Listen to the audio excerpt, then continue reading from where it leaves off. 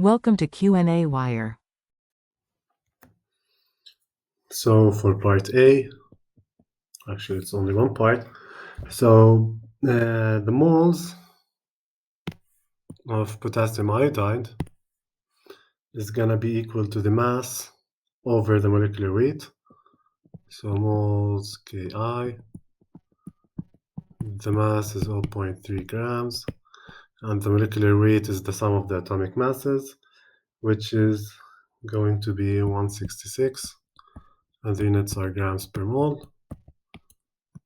And so I get 1.807 times 10 to the power of minus 3 moles of potassium iodide. The mass of water is basically the density times the volume. The volume is 0.4 liter. The density is 1 kilogram per 1 liter. So I get 0.4 kilograms, which is 400 grams. And then the moles of water is basically the mass over the molecular weight, which is 400 grams over 18.02 grams per mole. And so here I'd get 22.2 moles.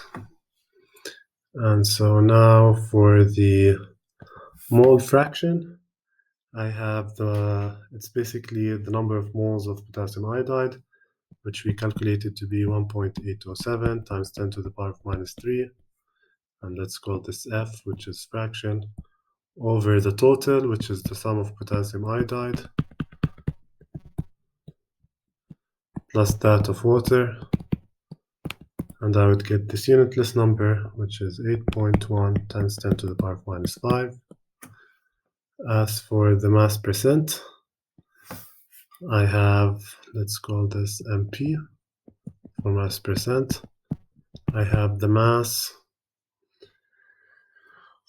of potassium iodide, which is 0.3 grams, over the total mass, which is 400 grams, plus 0.3 grams, that of water and potassium iodide. And let me multiply this by 100% to get the percentage, and I would get 0.075%.